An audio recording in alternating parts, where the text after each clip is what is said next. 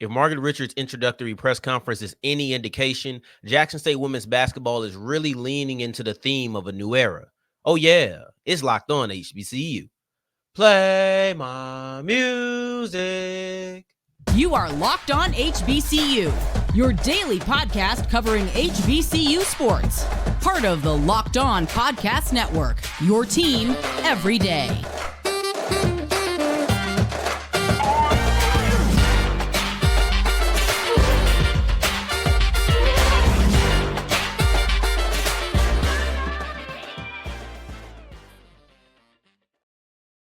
What's going on, family? Welcome back to another episode of the Locked On HBCU podcast, your number one daily one-stop shop for everything HBCU athletics, Monday through Friday, part of the Locked On Podcast Network, your team every day.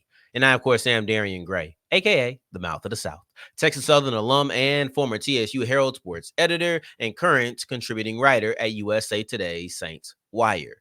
Thank you for going on this journey with me. Make a Locked On HBCU your first listen of the day every day. And remember, just because the mic cuts off does not mean that the journey is over. It just means it's time to follow me on Twitter at South Exclusives. Starts with an S and ends with an S. Today's episode is brought to you by FanDuel. Go to FanDuel.com/lockedon to make every moment more. And now if you're new to FanDuel, you get $150 back in bonus bets as long as you put down a $5 bet, win or lose. So go to make every moment more with FanDuel.com/lockedon. Jamarii Thomas is headed to the SEC, and he's a prime example of boosting your stock on the mid-major level on a rapid pace. Prior to that, we'll take a look at neutral site classics. You're seeing more of them, and I really think that you have to have marquee universities to sell them. But before any of it, Jackson State Women's Basketball is leaning into the idea that Margaret Richards is leading a new era. And I think that's very interesting to me. So she just had her introductory press conference because we know Tamika Reed went on to Charlotte. Well wishes to her. We covered some of the reactions to her from her constituents on yesterday's episode in the final segment. But also, they've hired a head coach instantaneously almost. So they got Margaret Richards in here, who was formerly with Alabama A&M, and they had her introductory press conference, well, with what is today, but really yesterday by the time that you hear it. And it was fantastic. The way that it looked visually, it was extremely appealing. Visually, I don't even remember TC Taylor's introductory press conference. What I remember about TC Taylor's introduction to the job was them telling him he would get it in the locker room. But I don't remember what his introductory press conference looked like. This was a whole spectacle. This right here with Margaret Richards, I thought it was treated like it was a big deal, which it should be. Jackson State women's basketball has been dominant for so long that bringing in a new coach, it can't feel like a letdown. I'm not saying they're trying to make up emotions or anything, but you have to treat this like a big deal. I know for some schools, women's basketball is not exactly a big deal, but at Jackson State, you've had too much success for you not to treat the next coach like a big deal. I think if you didn't do that, it would be a poor reflection on how, you're looking forward at the sport, in my opinion. But you didn't, so let's not get too deep and get too critical and whatnot to make it seem like a point that isn't really important is monumental. Like, let's not do that. But when you look at the introductory press conference, they did a whole pull up the car, watch them get out, walk into the room. When you walk into the room, they got balloons. They got big individual letters that spell out new era. This is absolutely amazing visually. If you wanted to sell me on Margaret Richards being a big-time hire, on her being a number one head coach in the conference, if you want to sell me on something like that, that's how you do it. If I'm at Jackson State, I'm like, oh, we got somebody. Tamika Reed is phenomenal, but the program is in good hands simply by how Jackson State is handling the hire, and I didn't see this handling with other hires, right? So that I love selling it like a big-time hire. And then she's also taking over for Reed, right? Because we can't ignore that. I mentioned it a little bit, but I think the taking over for Reed is a big deal for Margaret Richards because at the end of her press conference, she gave a quote essentially saying, don't be afraid of a restart. This time you're not starting from scratch. You're starting with experience. And I thought that was interesting on two fronts because one, it's literally her philosophy. as a head coach. It's literally her coming out and saying, all right, you're not really starting from scratch because you've done this before. But on the other hand, it's kind of indicative of the programs that she's taking over. Because when she took over Alabama A&M, everybody is speaking about where Alabama A&M was and where she took it. That's the biggest W on her resume, is where she started versus where they landed. But you're not starting in a spot where you have to start over, right? Let's take the quote, not literally, but like, you're not starting in a place where you're starting from scratch. And that was Alabama A&M.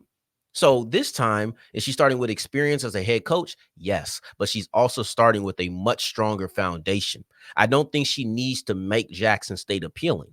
They already are. It'll be more so on her to sustain that. And I don't know what that looks like. I can't tell you in the mind of a recruit when you go from what Jackson State was.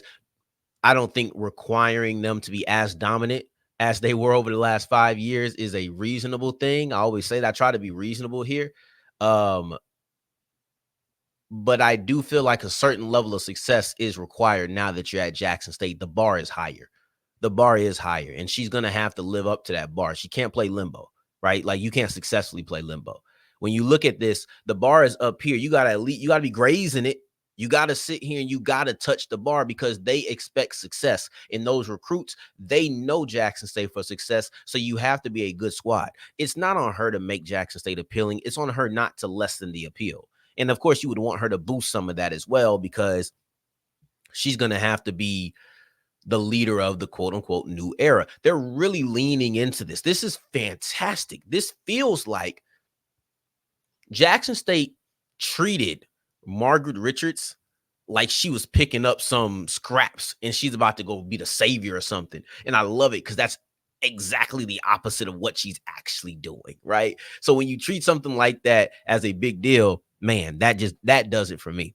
And then also, she says she wants to play fast offensively because she gave a little bit of a teaser on how she wants to play. She wants to play fast offensively.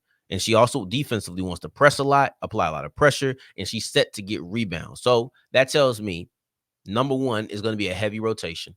And when you look at Alabama A&M last year, when she was there, they had 9 players who played double-digit minutes. They had 10 if you count it up, but one player only played 2 games, so we're going to take her out. But you had 9 players who played double-digit minutes. You had 6 players who played 19 and up. Like, this 6 players who are hovering around half of the game. If you want to play fast, you're probably going to do a lot of rotation so that you can stay fresh. She says she wants to do a lot of transition. Like, if you're looking at that, you're going to get bigs to get rebounds, lead into transition. You're probably going to want some mobile bigs who can run the floor as well, because that's a big part of what you want to do. So if I had to guess on what kind of players that she's getting, you're going to look at long, athletic, bigs, right up. Long players, big players as far as height, which is something that Jamarii Reed already had built up. You'll probably see that continue. So the ability to run the floor is going to be key. This is what you need to look for, because offensively and defensively, a lot of it is athleticism based. So you want to see what kind of players that she recruits. She already said that she's speaking with some of the players who were at Jackson State. Some were successful, some weren't. Those are her words. But she also wants to lock down the state of Mississippi. So this is going to be a very interesting next couple of months. It's going to be a really interesting year once we get into the season. But I'm excited, and I can thank Jackson State for that, because they built up the new era as if there wasn't already a phenomenal era before. So it's like, okay, we were great with Jamarii Reed, but this is how it was. Jackson State with this told me, with the big new era sign, we were great with Jamarii Reed. Watch what we will be with Margaret Richards. I thought that was phenomenal. It was great messaging, great visuals. I love visuals. I'm one of them guys who I get sold on the visuals. So I love that. But as we push forward, speaking of visuals, visuals are a big reason on why neutral site classics need to have marquee universities. And I specifically say universities and not teams for a reason that I'll explain as we continue with Locked On HBCU. Today's episode is brought to you by Monopoly Go. And Monopoly Go is the perfect game to scratch my competitive itch. It's the perfect game that I can kind of just lazy play with my friends and just have a little bit of fun. It's not as serious. It's a classic when you're looking at Monopoly, but they also put the mobile twist. You get emojis. Like, it's a lot of things There's a lot of things on Monopoly Go that take it from being a serious game about, yeah, I'll give you this little $400. Yeah, I'll give you this little $300. Like, even when I'm losing, it's just little visuals. I just told you, I get sold on the visuals that allow me to continue having fun. So if you're about having fun, which is what I do with games, I get competitive, but, I want to have fun too. Monopoly Go is the perfect thing for you. Be with your friends, compete with your friends, have fun by yourself, even if you're just playing against a bunch of strangers. Monopoly Go is perfect for every single mindset that you could have. So go to your app store, go to your Google Play, and download Monopoly Go today. As we continue rolling on today's episode of Locked on HBCU, I appreciate you for making this your first listen of the day. Every day for your second listen. I don't care when you listen to me. As soon as I'm over, go to Locked on Sports Today. That's what it's called. Locked on Sports Today on YouTube. Subscribe because it's a 24/7, the first of its kind, 24/7 live sports network on YouTube. Go check out what's playing after me or before me if you're waiting for tomorrow's episode to drop. Now, as we continue to push forward, neutral site classics need to have marquee universities. And I'm not speaking about great football teams. I specifically mean marquee universities because I was reminded about the HBCU New York City Classic over the weekend. It's between Howard and Morehouse. And I think that those are the perfect teams to face off. Sometimes I forget that Morehouse isn't an FCS D1 mid-major. Like I sometimes forget that because it feels like they should be mentally because of how big of a brand they are. And that brand notoriety for me is one of the things that I need in my neutral site classics, and specifically the new ones, because you have old ones like the Southern Heritage Classic. Like, okay, cool. It's a neutral site, but it also has a lot of history to it. The Orange Blossom Classic, I know they're kind of twisting the history because Jackson State and FAMU isn't playing. That's new for the first time since they come back. FAMU isn't playing. I don't even need to mention Jackson State. FAMU isn't playing for the first time ever in a game. So I understand they're kind of tweaking the history aspect of it, but there's history behind that. But when you have something like the HBCU New York City Classic, where you're going somewhere that does not have HBCUs, doesn't have a big presence, when you're looking at the map, what's the closest one? Virginia? Is Virginia the closest one? No, there's one in Pennsylvania. I don't know. I'm not great with geography, and I can't really tell on this map over here. I think Pennsylvania is probably closer to New York. Yeah, that's Pennsylvania, right? I think so. My eyes aren't great either, but I'm pretty sure that's Pennsylvania that touches New York. So, like, that's the closest one, but it's not exactly the biggest presence. It's not the biggest presence in the area. And because of that, you need to make sure that you get marquee university to sell to the students. See, I was reminded of something that I forgot in thinking about this, because when I read Morehouse versus Howard, for some reason I felt compelled to speak about it. Even though I had heard the news before, it was a reminder to me, but I felt compelled to come out here and speak about it this week, but I didn't know what angle to take, because it's not as if the game was coming up. I'm not highlighting players to watch, and I'm not breaking news. What am I going to highlight? Well, let's highlight something that is a bit of a change for me. And that's looking at the universities and the fans as opposed to looking at the teams. I don't really care if Howard and Morehouse have great teams in 2024. What I care about is that they're two of the bigger brands in all of HBCUs. We're not talking about sports. We're talking about HBCUs in general. Howard is one of the most recognizable ones. Morehouse is one of the most recognizable ones. And a lot of that has to do with their academics. Some of them are notorious, because of what they've done on the field or the court. But Howard, Morehouse, those are known for famous alums. Those are known for the academics. So in a way, these are the two perfect universities to push what I'm saying. This game in New York should be about recruiting students, not student athletes. Allow those teams to go handle that. But the event itself is about having a good time. And I had to be reminded, hey, a large amount of the HBCU football landscape is the fanfare, is the spectacle, is the fiesta. Like, that's what this is. So when I bring in two universities that are marquee, I know they're going to pack out the stadium. I know that they're going to travel, because that's going to bring commerce as well, right? I wouldn't bank on having a large alumni base in a city of any city. I'm using New York as an example, but I'm not using New York as the talking point. It's just an example of a neutral site classic. Dallas, for example, has the State Fair Classic between Grambling and PV. Grambling and PV are well represented in the Dallas area. But that doesn't mean that you don't want to bring in the travel from Grambling and from Prairie View. It doesn't mean that. You need that. That's commerce. That's going to make the city want to continue to do it. And also, it's just going to fill out the stands. And from a visual standpoint, that's great. I used to place so much emphasis on the game of football. So much so that I feel like I had a blind spot because I was almost ignorant to what people are looking for because I was so concerned with what I was looking for, which was just the game. Right? Like the football head in me, I just wanted to watch the game. But then I'm sitting here thinking, man, it's a social event. I was talking to a friend of mine when the whole Eddie George, Tennessee State attendance thing happened. He's like, bro, you're being ignorant almost. I don't think he said ignorant, but I think he might call me self-absorbed, actually. I think he might have said that. It was some like harsh word that really shook me. And I was like, oh. And they're like, oh, yeah, you're right. It wasn't just you tripping. Like I could have brushed that off, but it was either self-absorbed or full of myself or ignorant. Like, it was something of that sort. And I was like, I started thinking about all the people I see at these football games. It's a social event. My homie was like, bro, I went to go get girls at the game. And I'm like, I get it now. So when you're taking these high school kids, and I was once them, I was 15 when I decided I wanted to go to Texas Southern, right? And I just never let it go. I wanted to go because of the environment. And that's the selling point that you can get to recruit students. And you see a lot more students from these areas than you do student athletes. Allow the teams to go on their own. Go to the high school ranks. Go to the schools. Let them do the due diligence on the scouting and the recruiting of athletes.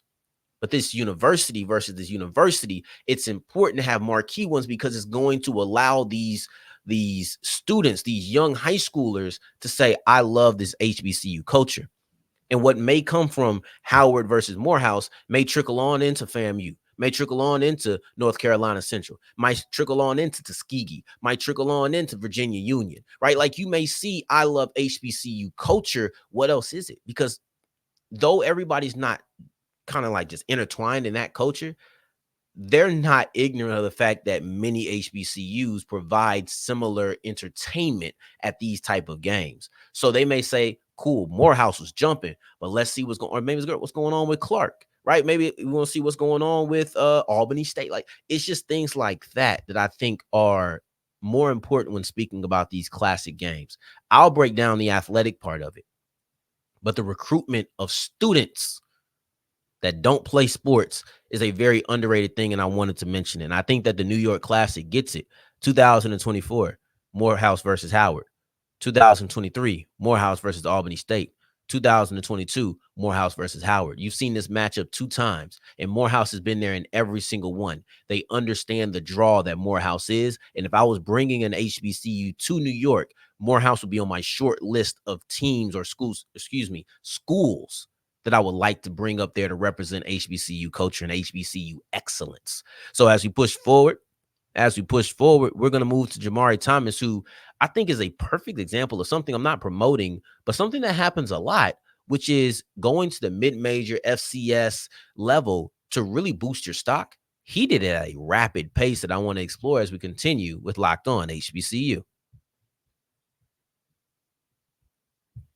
Today's episode is brought to you by FanDuel, and FanDuel is the official sports book of the Locked On Podcast Network. I'm about to go watch Anthony Edwards versus Jokic Jamal Murray. I'm about to go watch the Timberwolves versus the Nuggets. I can't wait, and I'm hoping that the Timberwolves come up 2-0. I can't believe that I'm rooting for a team with Cat on it, but hey, here we are. It's got Anthony Edwards. But who do you think is going to win Game 3? By this time, you'll have already seen Game 2. Are we going to go in to see who's going to come out with a 2-1 lead? Are we going with the possibly a 3-0? Are they trying to come back to make it 2-1? There's a lot that could happen. What do you think will happen? What about with the new series that's about to come up? Luka, Shea, Thunder versus Mavericks. Whether that's NBA or NHL, there's a lot of playoffs so you can put your money down on. Just go to FanDuel.com/lockedon. That's FanDuel.com/lockedon. As we're wrapping up today's episode of Locked on HBCU, I appreciate you for making this your first listen of the day every day, making it all the way to segment 3. And I thank you 2 times for that. Jamarii Thomas is headed to the SEC, and this is a genuine masterclass of how to go to the mid-major level and boost your stock. I do not recommend it. This is Locked on HBCU. Of course, I want Jamarii Thomas to stay at Norfolk State. Of course, I want all of our high-profile athletes to return and not even return. Don't enter the transfer portal. Just stay at HBCUs. Of course, I want that, but I'm no dummy. I'm not ignorant. I'm well aware that a lot of people are going to use this as a trampoline for what they feel is best for them. I do not judge that. And if you are going to go along that route, Jamarii Thomas is excellent. He's an excellent masterclass of how to do it. Jamarii Thomas I don't even say masterclass because I don't know if you can follow a blueprint like this. It just has to happen. Jamarii Thomas is an excellent example of it happening, right? Because like Margaret Richards, Jamarii Thomas has been 3 places this offseason. He's been at Norfolk State, he's been at Virginia Commonwealth, and now he's at the University of South Carolina. I think making it to South Carolina really emphasizes the point, but this is how I'm trying to think about how I want to say it. Forget it. Y'all know where my heart is, okay? This is how you want to do it if this is what you're trying to do. Just flat out. This is what you need to do if you are trying to move up to a D1 mid-major, a high mid-major, or a high major level. It depends on how you're looking at it. FBS if you're looking at football. Jamarii Thomas spent 1 year at Norfolk State. 1 year. After coming over from UNC Wilmington. For 2 years, he was there. In his last year where he really actually played, he started a little bit over half of the games, but he wasn't a full-time starter, in my opinion, based off of those numbers. He was a 7-2-2 player. This year, he was 17-4-4. He went from 7-2-2 to 17-4-4, and then also 2 steals on the season per game. Wow. This is a player who maximized his stock. I don't know where his stock was coming out of high school. Don't know why he ended up at UNC Wilmington on the mid-major level. Don't know where his stock was coming out of UNC Wilmington, but I can guarantee you it was not high. He was not getting to South Carolina. And, he didn't need to go to South Carolina to prove this point. But like I said, going to an SEC school just really reinforces and emphasizes that point, in my opinion. So look at it this way. After the season, he was able to go to Virginia Commonwealth.